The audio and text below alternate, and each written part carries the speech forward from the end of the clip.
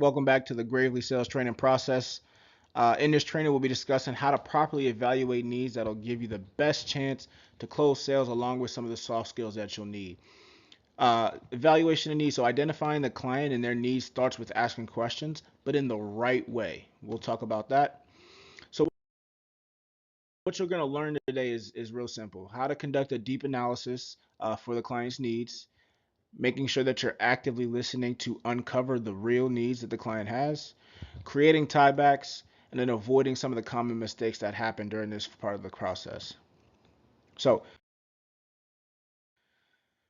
for me, sales is about fixing problems. This is extremely important for you to understand because if you're not able to find any problems to fix, you're not going to sell. So, in a question based or consultative sales process, if you're not asking questions or you're not asking the right questions, you will have a hard time making sales. And I think for people that are brand new in sales, between the introduction or greeting and then this part of the process, which is evaluating needs, this is where a lot of people struggle.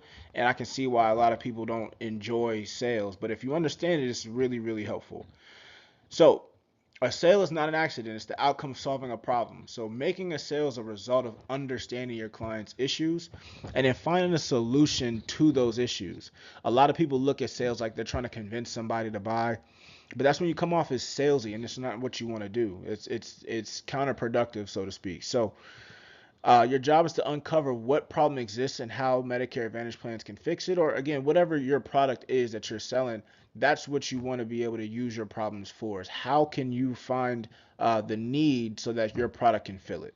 So, questions is how we identify what problems someone may be facing and position ourselves as someone who can solve that problem with our product. So active listening, really, really key. So think about any business, no matter what it is, major company, small company, local, whatever the case may be. For that business to make money, they must provide a product or a service that solves a problem.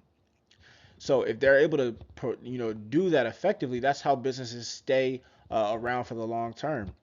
But businesses can't function if they're not solving a problem or a need that their community or audience, may have. So focus fully on the client when you are conducting your evaluation of needs.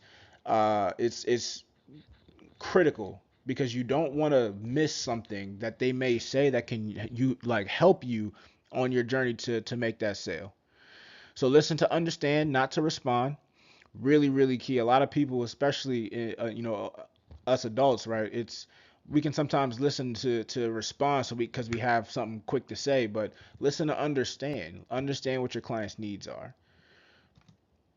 Ask clarifying follow-up questions, right? So if you're unsure about something or you want them to say something that you already know that they may be feeling, ask some clarifying follow-up questions. It's very, very helpful.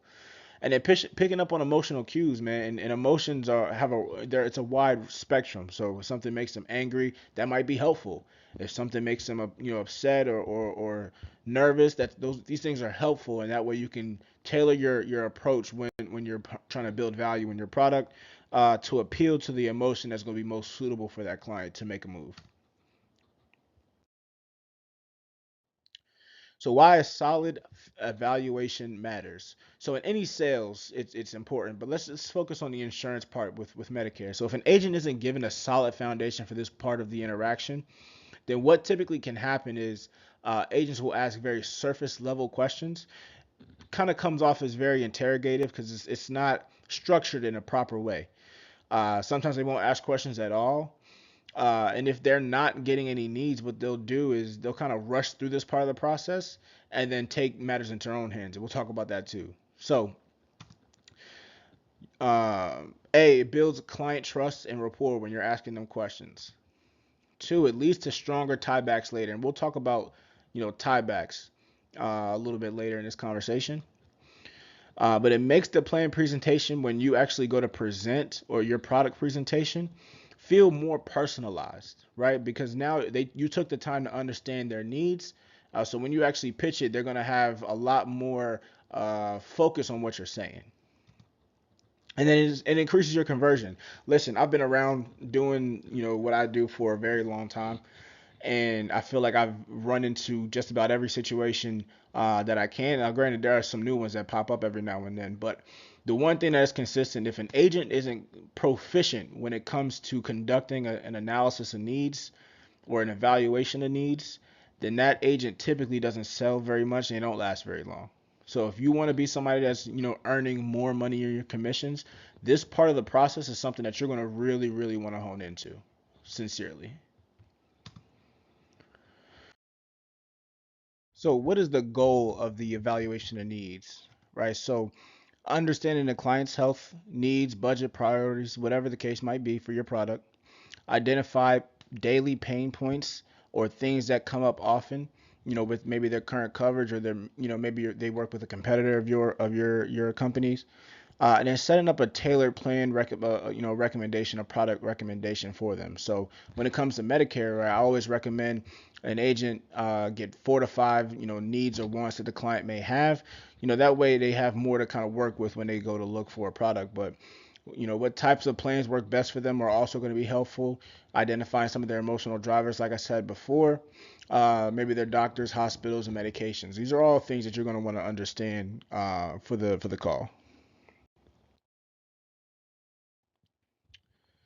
So this is the my technique for conducting a solid evaluation of needs. So I look at things like a funnel, right? So what's a funnel? A funnel is something that you use to take someone from point A to point B and point B to C, almost like a filter. So it's the bigger opening in the beginning, then it slims down to the smaller end, which is where you want. That's the end result.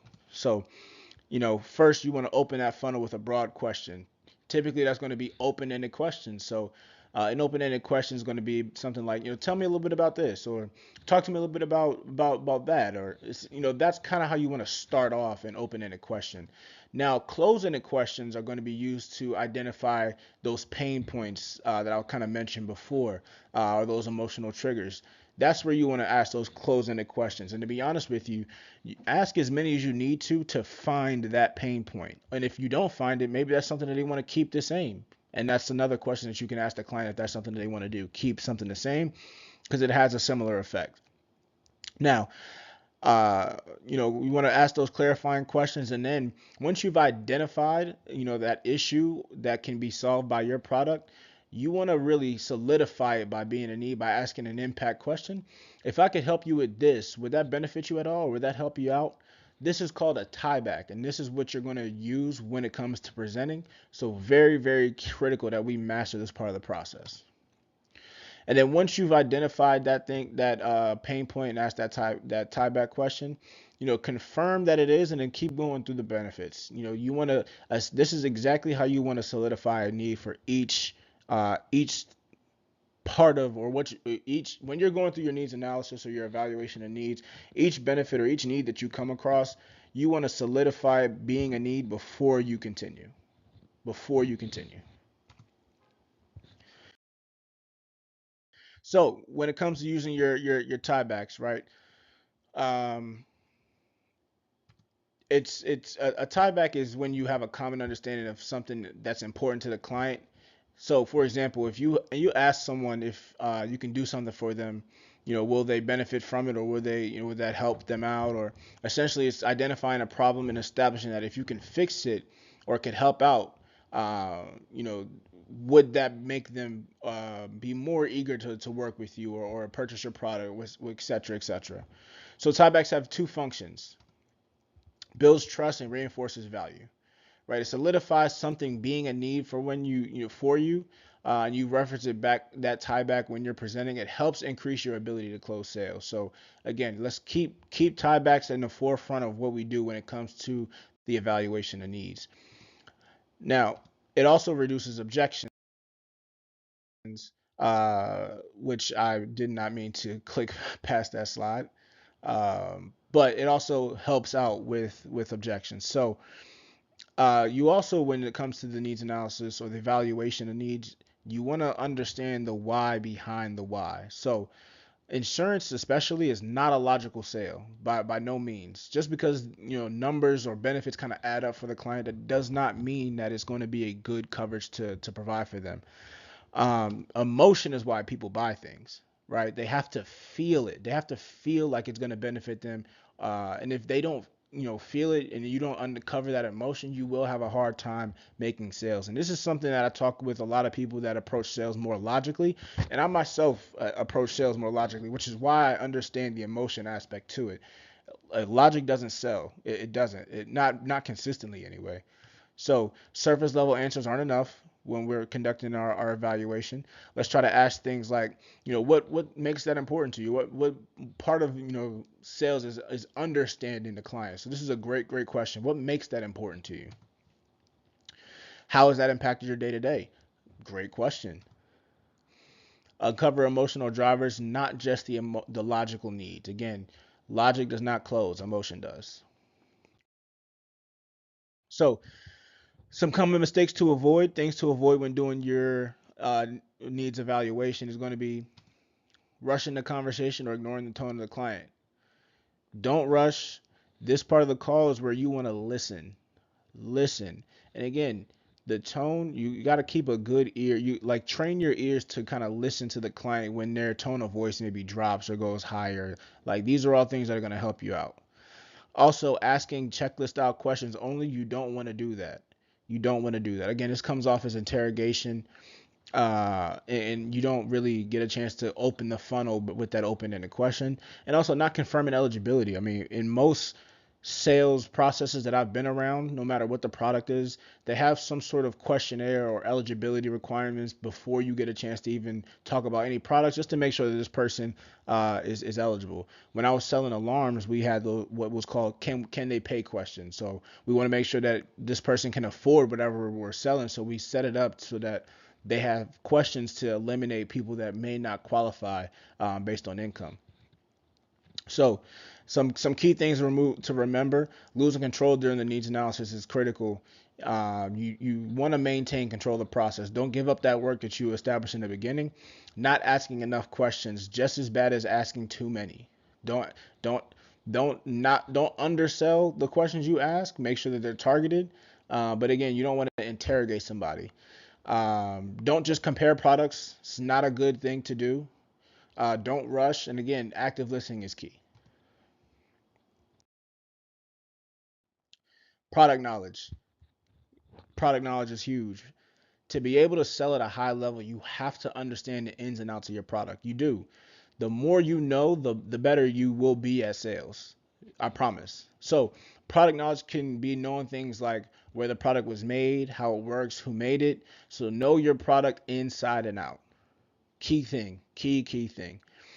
For Medicare, right? You want to understand networks, drug tiers, the maximum out of pocket, extra benefits, etc., etc. Now, the more you know, the better you will be able to serve. I promise you. So, let's recap. Ask open-ended questions and follow-up questions. Practice active listening. Use tactics like tiebacks and listen for emotional cues. And then match the needs to the product with confidence, right? If you have that product knowledge and once you're identifying what needs someone has, it should be as easy as pairing one with the other. So conclusion, you can't close what you didn't uncover. Simple as that, right? So needs analysis or the needs evaluation is the number one salespeople, some number one reason that salespeople fail or succeed. So if you master this part of the phone call, everything else gets easier, I promise. So maintain control of the call, ask good questions, create tiebacks, and know your product. So that's it for the illustration of the product value. Next up is going to be uncovering and handling objections.